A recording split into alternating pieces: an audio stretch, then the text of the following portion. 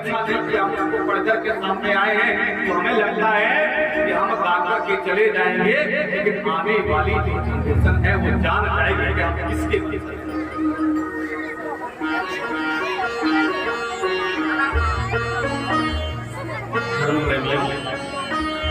आदिवासी भील समाज के जो लोग हैं अपने आप अलग नहीं समझते, लेकिन वो समझ गए हैं। उनका एक अलग से भील प्रदेश है, राजस्थान में चले जाइए आप,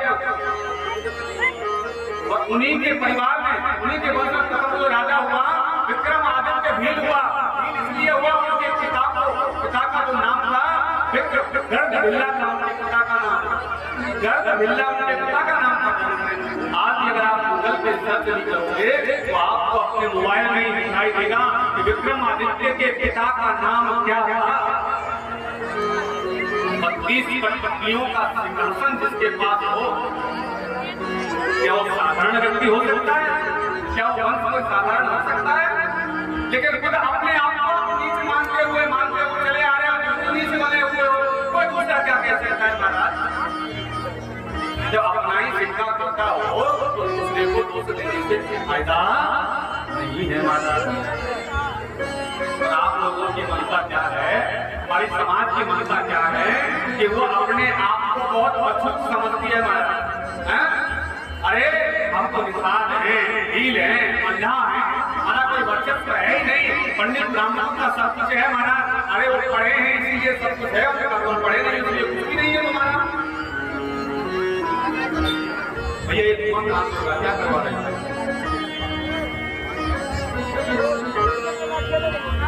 बोली बिहारी लाल की। धर्म प्रेमियों, ऐसी ऐसी कथा आती है। सत्यवती केवट के 2 पुत्र हुए, एक का नाम धृतराष्ट्र, एक का नाम पांडु, और तीसरे का नाम था विदुर जो दास था। इन्हीं की संतान हुई धृतराष्ट्र और पांडु की। आज कौरव और पांडवों का जो वंश है महाराज, पांडवों के 5 पांडव हुए जिनको पांडवों के नाम से जाना है, और कौरवों के 100 पुत्र हुए महाराज। कितना बड़ा यहाँ से वर्चस्व आपका बन जाता है, कितना बड़ा वंश आपका। आप देखिए महाभारत आपके ही वंश का है, कोई अलग नहीं है, लेकिन हम लोग मानने को स्वीकार नहीं है, हम लोग नहीं मानना चाहते, हम लोग खुद नहीं मानना चाहते। अब मानो ना मानो, लेकिन हमने अगर पढ़ा है तो हम जान रहे हैं।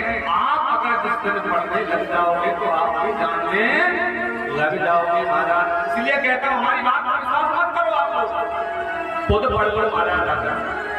हमसे पूछो महाराज कहाँ लिखा हुआ है, हम आपको बेझिझक बता देंगे, वो किताब ले लो और आप आगे पढ़ के देख लो तो वहां लिखा हुआ है, तब तो आपको विश्वास होगा। लेकिन महाराज पहले से अपने आप को इतना नीचा दिखाते आ रहे हैं कि हमारा वर्चस्व खत्म होता जा रहा है महाराज। दूसरों के तलवे चाटने की ऐसी आदत पड़ गई है कि हमारा समाज इतना खड्डे में जा रहा है महाराज कि हम आकर भी समाज को रोक नहीं पा रहे हैं। बुजुर्ग लोग आज है कल नहीं है, 4-5 महीने बाद 2-4 साल बाद चल बसेंगे, मर लेंगे, लेकिन युवाओं से मैं कहना चाहता हूँ आने वाला भविष्य आपके हाथों में है, आने वाला भविष्य आप लोगों के हाथों में है। अगर शिक्षा पे आपने ध्यान दे दिया तो आपका वर्चस्व बन जाएगा। शिक्षा को आपने समझ लिया तो शिक्षा आप समझ जाएगी, समय को आपने पहचान लिया तो समय आपको पहचान जाएगा, और फिर दुनिया में पहचान दिलाने से समय रोक नहीं सकता। धर्म प्रेमियों, सत्यवती माता की यहाँ कथा विराम होती है। इसके बाद आप कहता है कि महर्षि कश्यप की तपोभूमि जो कश्मीर है उसे महर्षि कश्यप की तपोभूमि कहा गया। महर्षि कश्यप को अरिष्ट नैमी भी कहा गया। सर्वप्रथम आपकी पूर्वज है महर्षि कश्यप। द्वितीय और अदिति से धर्म प्रेमियों 2 पत्नी प्रमुख थी। द्वितीय और अदिति कल में मैंने बताया, एक पत्नी के दैत्य हुए, एक पत्नी के देव हुए। ध्यान देना, दैत्य और दानव हुए। दैत्य और दानव नहीं था, दानव के कोई सीख नहीं होते। ध्यान देना, वो भी आप के जैसे होते हैं। देवों के कोई पर नहीं होते, वो आप के जैसे होते हैं। यहाँ पर दो वंश जन्म लेते हैं, यहाँ से रक्ष और यक्ष। यक्ष को देव कहा गया और रक्ष को राक्षस कहा गया। यक्ष को राक्षस कहा गया और रक्ष को देव कहा गया। तो रक्षा करने वाले थे, उनको देवों ने कह दिया ये राक्षस है, राक्षस है, राक्षस है। तो जो यक्ष थे उनको देव कहा गया। तो देवभूमि में जाकर के रहे, तो उत्तराखंड में रहे, तो देव कहा गया। देवभूमि इसलिए उत्तराखंड उसको कहा जाता है, देवताओं का वास है। धर्म प्रेमी एक दिन कश्यप थे, उनकी पत्नी कहने लगी प्रभु मुझे संतान प्राप्ति की बड़ी जिज्ञासा है। वो कहते हैं कि नहीं, संध्या का समय है, संध्या काल में रति क्रिया नहीं करनी चाहिए। धर्म प्रेमियों शास्त्र कहता है कि 4 कर्म सायंकाल में नहीं करने चाहिए। और वो 4 कर्म कौन कौन से हैं? कि संध्या काले जजम प्राप्ते चतुर्थ कर्म वर्जयेत आहारम मैथुनम निद्रा स्वाध्याय विशेषता। 4 कर्म सायंकाल में नहीं करना चाहिए। कौन सा? आहारम मैथुनम निद्रा स्वाध्याय विशेषता। आहार यानी खाना। आप कहते होंगे कि भैया सूरज ढलने से पहले खा लो, बढ़िया रहोगे, स्वस्थ रहोगे। और पहले सूरज उगने से पहले बुजुर्ग लोग खा लिया करते थे, इसलिए आज तक जीवित आपके सामने बैठे हुए हैं। सूर्य उगने से पहले खा लेना चाहिए। अगर ऐसा नहीं करोगे, 12 बजे 1 बजे आप भोजन हो रहा है लोगों का, मैं देखता हूँ शहरों में चले जाइए महाराज, 12-1 बजे भोजन कर रहे हैं। तो क्या है? व्याधि देता है, रोग देता है। फिर कहते हैं कि बाबा दवा खाका करके हार गए हैं, लेकिन हम सही होने और नहीं रहे हैं महाराज। तो पहली हमारी भोजन सायंकाल में हमें दिन छुपने से पहले हमें आहार भोजन कर लेना चाहिए।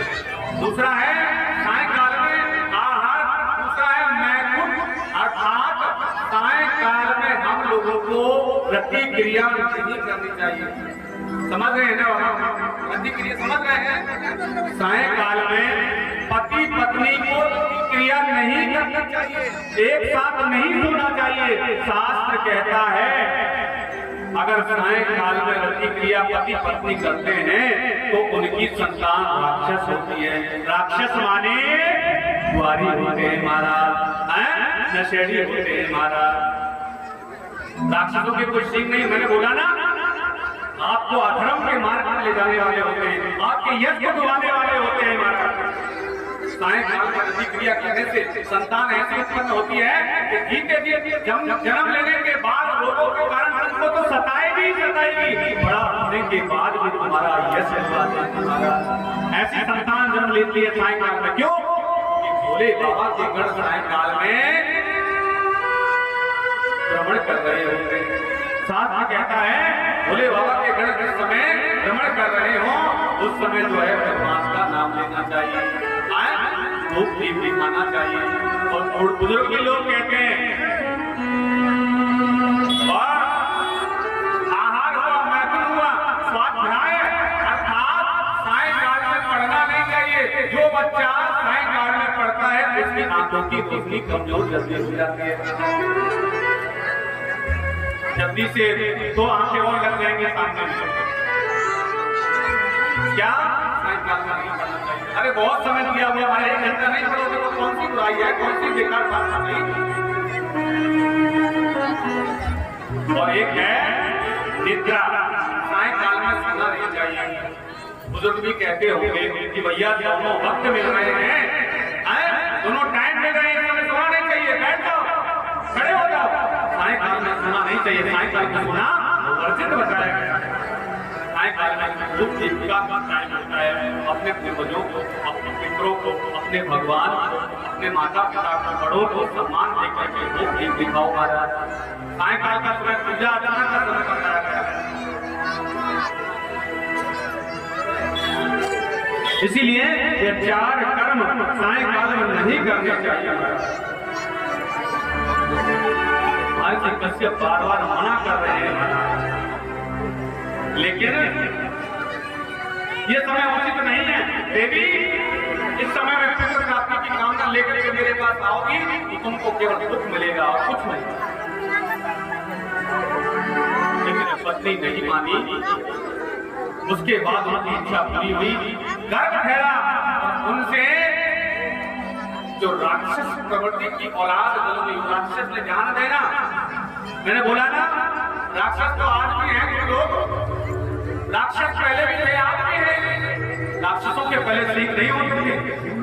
राक्षस का मतलब है जो व्यक्ति मंजा पी रहा है, दारू पी रहा है, माता पिता का नाम डुबा रहा है, वो राक्षस है। और ऐसे पहले राक्षस हुए कौन? धर्म प्रेमियों। इसके परिणाम उनको 2 संतान हुई। और जब संतान हुई ना, ऐसी वैसी संतान नहीं, कहा जाता है कि जब संतान हुई तो ऐसे ऐसे अपशकुन होने लगे कि मानो कि कहना चाह रहा हो साक्षात जो है पाप की तुम्हारे घर में जन्म लेकर के आ रहा। 2 पुत्र हुए, एक का नाम है हिरण्यक और दूसरे का नाम है हिरण्यकश्यप।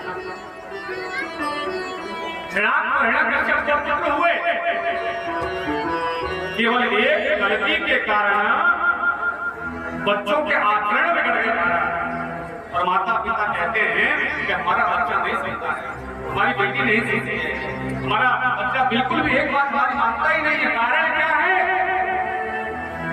गर्भ ठहरने के लिए उत्तम समय भी बहुत जरूरी है। और बिना समय के विवाह हुआ नहीं। 1-1 महीने तक युवा घर से निकलते नहीं है। ऐसी दशा मैंने देखी है युवाओं की महाराज। और फिर कहते हैं कि महाराज बच्चे नहीं सुनते।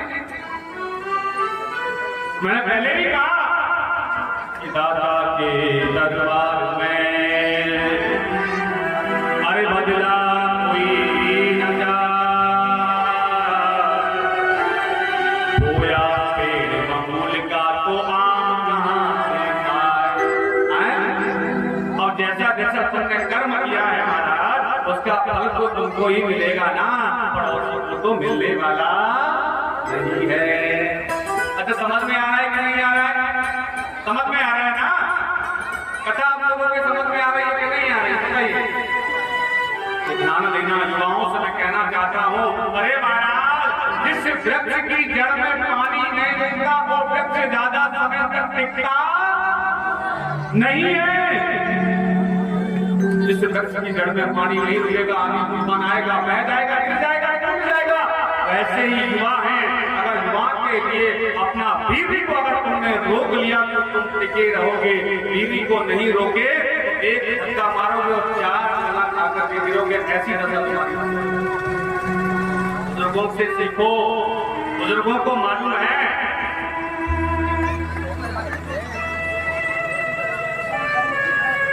बुजुर्ग तो कहते थे महाराज, युवाओं से कहना चाहता हूँ, बुजुर्ग तो कहते थे जो रोकेगा बिंद को वो मारेगा सिंध को। ऐसी ताकत जो व्यक्ति में आ जाती थी।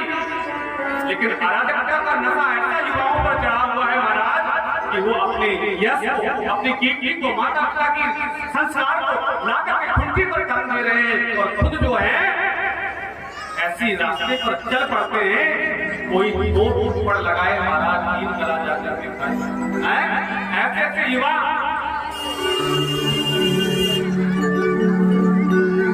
जो व्यक्ति बीवी को रोकता है उसका चेहरा खिला हुआ रहता है। उसके चेहरे की आवाज दूर से तुमको चमकेगी महाराज। ये बुजुर्ग बताते हैं, बुजुर्गों को मालूम है। और वो ज्यादा समय तक चलेगा, उसकी आयु बढ़ जाएगी।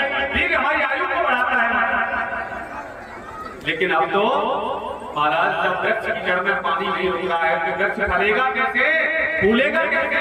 अरे बच्चे होंगे कैसे महाराज? मैं कहना चाहता हूँ, आप समझ रहे हो। इसीलिए कहता हूँ ध्यान रखें, मेहनत करें, पढ़े लिखे, रात बेकार उठ करके दौड़ लगाए, अपने शरीर को पुष्ट बनाए, क्योंकि अगर तुम्हारा शरीर लोगों ने घेर लिया है तो जीवन में तुमको भी कोई सुख मिलने वाला नहीं है। शारीरिक कष्ट अगर जीवन में पकड़ लेता है ना, जिंदगी भर छोड़ने वाला नहीं है। और पत्नी आने के बाद भी पत्नी 2 साल रही महाराज, पत्नी पता चला कि किसी और के साथ में भर गई। क्या हुआ महाराज, भगेगी नहीं तो क्या होगा? जिस व्यक्ति को पेट भर के कहीं भोजन नहीं मिल रहा हो तो वो भोजन की इच्छा में कहीं जाएगा कि नहीं जाएगा महाराज? आप समझ रहे हो मैं क्या कहना चाह रहा हूं आप लोगों से?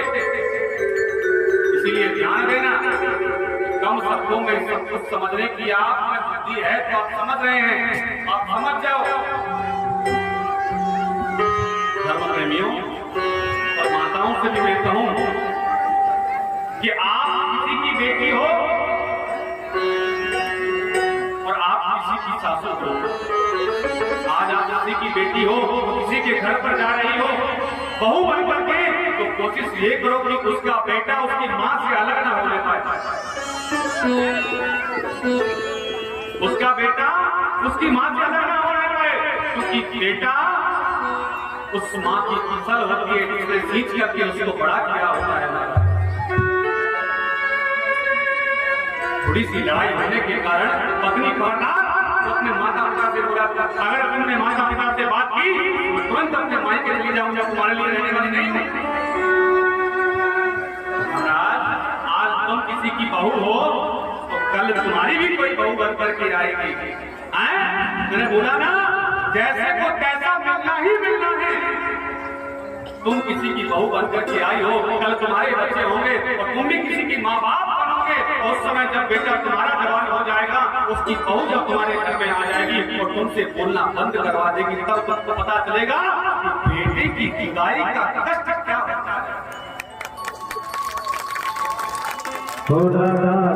मन में बस गई कुंज बिहारी, बस गई कुंज बिहारी।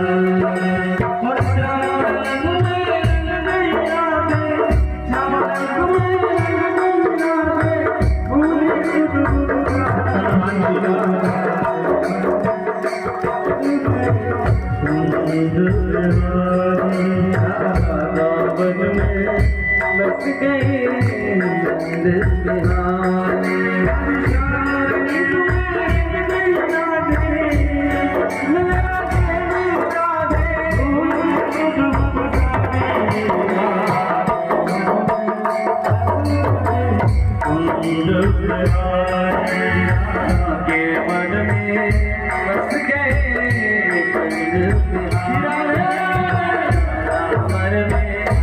गए।